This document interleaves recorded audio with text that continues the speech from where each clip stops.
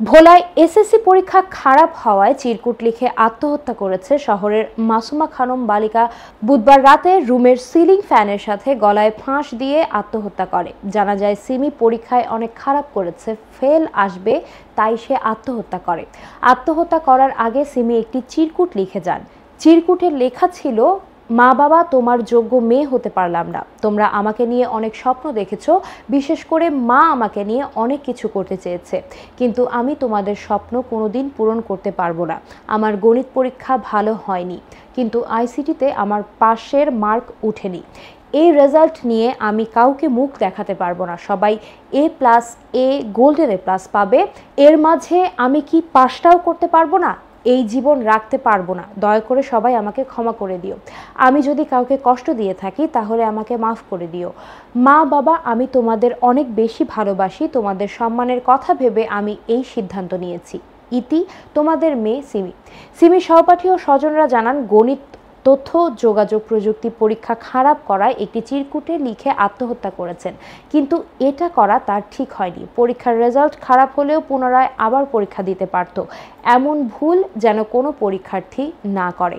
এ বিষয়ে ভোলা সদর সার্কেলের অতিরিক্ত পুলিশ সুপার রিপন চন্দ্র সরকার জানান, এসএসসি পরীক্ষার্থী মালিয়া আফরিন সিমির দুটি পরীক্ষা খারাপ হয়, একটি চিরকুট লিখে আত্মহত্যা করেন। পরিবারের পক্ষ থেকে কোনো অভিযোগ না থাকায় বিনা ময়নাতদন্তে লাশ পরিবারের কাছে হস্তান্তর করা হয়েছে।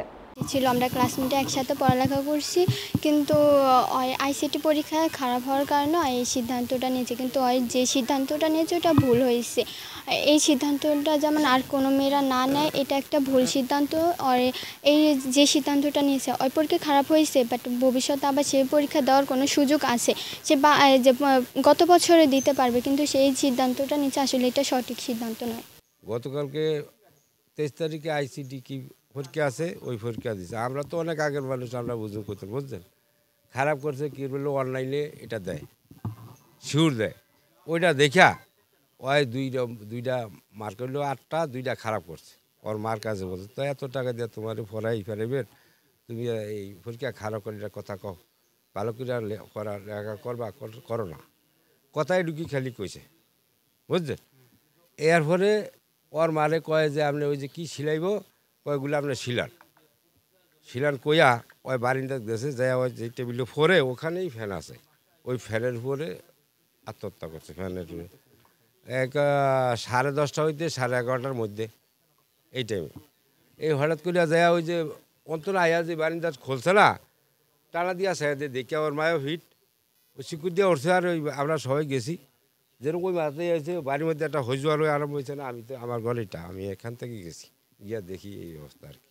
এই আপনারা জানেন যে গতকালকে বাপ্তায় সিমি, প্রায় 16 বছর বয়স, পরীক্ষার্থী, এসএসসি পরীক্ষার্থী, তিনি সুইসাইড করেছেন।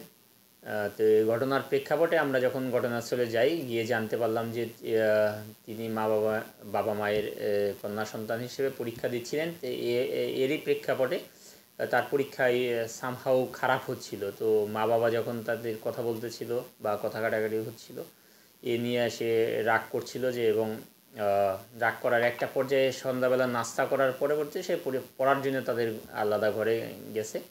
তো তারই প্রেক্ষাপটে 9:30টার দিকে, আনুমানিক 9:30টার দিকে আলাদা ঘরে যখন গেছে, এর পরবর্তীতে ওর মা যখন রাত্রের খাবারের জন্য ডাকতে গেছে 11:30 দিয়ে, তখন গিয়ে দেখে যে ফ্যানের সিলিংয়ের সাথে সে গলায় ফাঁস দিয়ে ঝুলে আছে। তো পরে সুরতহাল করা হয়েছে, আমরা সন্দেহজনক কিছু পাইনি, এবং মা বাবা আমাদের কাছে